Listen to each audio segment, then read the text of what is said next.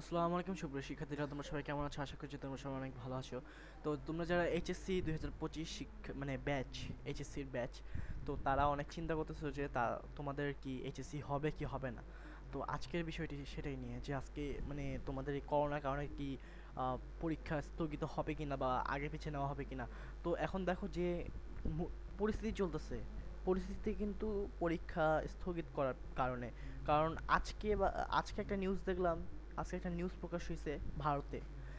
তো ভারতে সেই নিউজটাতে মানে কি দেখাইলো যে এই 400 জন করোনা মানে করোনার আক্রান্ত হয়েছে 400 জন, এবং চারজনের মৃত্যু হয়েছে, 4 জন না 5 জনের মতো মৃত্যু হয়েছে মানুষের। মানে এখন মৃত্যুর হার কম হইলেও কিন্তু এই আক্রান্তের হার অনেক বেশি। তো এখন যদি বাংলাদেশের পাশে কিন্তু ভারত, তো ভারতের যদি এই অবস্থা হলে বাংলাদেশে কিন্তু এই অবস্থাতে বেশি দেরি হবে না। এক সপ্তাহের মধ্যে এমন একটা অবস্থা হয়ে যেতে পারে বাংলাদেশে, আল্লাহ না করুক।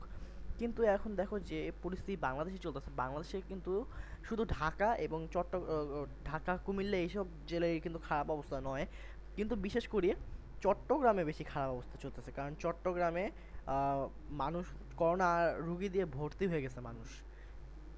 তো এখন এইসব অনেক বিষয়গুলো বিবেচনা করতে গেলে দেখা যাচ্ছে যে তোমাদের যে এইচএসসি 2025 পরীক্ষাটি রয়েছে, এইচএসসি, তো এই পরীক্ষাটি তোমাদের 1-2 সপ্তাহ আগে পিছিয়ে করা যেতে পারে। তো এক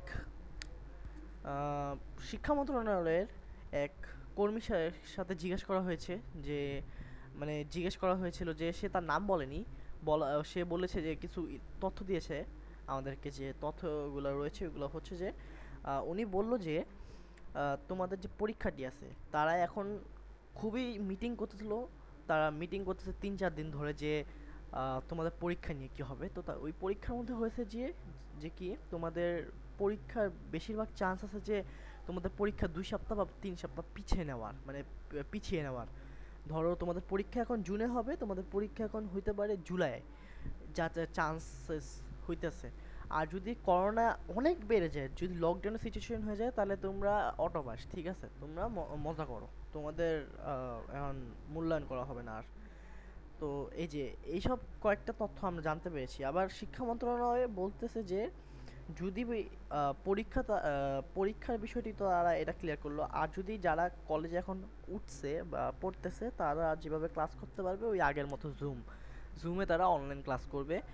এমনকি ক্লাস 1 থেকে এই মানে 12 পর্যন্ত এভাবেই জুমে ক্লাস করতে হবে, ঠিক আছে।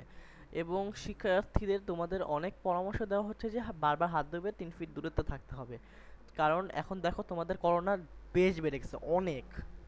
আসলে এখন আমাদের আবার মাস্ক পরার অভ্যাসটি চলে গেছে, এর জন্য মানুষের আবার করোনা বেশি ধরতেছে। কারণ মানুষরা অনেক মানে জনবহুল জায়গায় যাইতেছে, তারা মানে আবার যারা ইন্ডিয়া থেকে এখন বাংলাদেশে আসতেছে তারা তো এখন, ইন্ডিয়াতে যে অবস্থা, 400 জন মানুষ প্রত্যেক দিন, 400 জনের মতো মানুষ ইনফেক্টেড হইতেছে এবং 10 জনের মানুষ মারা যাচ্ছে। তো ইন্ডিয়া থেকে যারা বাংলাদেশে এখন আসবে, তো তারা তো অবশ্যই তাদের সাথে রোগ নিয়ে আসতে পারে, বেশিরভাগ চান্স আছে। তো এর জন্য বাংলাদেশের অবস্থাও খুবই ঝুঁকির দিকে চলে যাচ্ছে। করোনার জাপানে মানে চায়নায়, জাপানে বেশ কিছু জায়গায় এখন এখন লকডাউন দিয়ে দেওয়া হয়েছে। এখন ইন্ডিয়াতেও কিছুদিনের মধ্যে লকডাউন দেওয়া হবে। বাংলাদেশেও যদি আমাদের পার্শ্ববর্তী দেশ ভারত যদি লকডাউন দেয়, অবশ্যই আমাদের বাংলাদেশেও লকডাউন দেওয়া হবে। তো আজকের জন্য এই পর্যন্তই, দেখা হবে অন্য কোনো ভিডিওতে। আসসালামু আলাইকুম।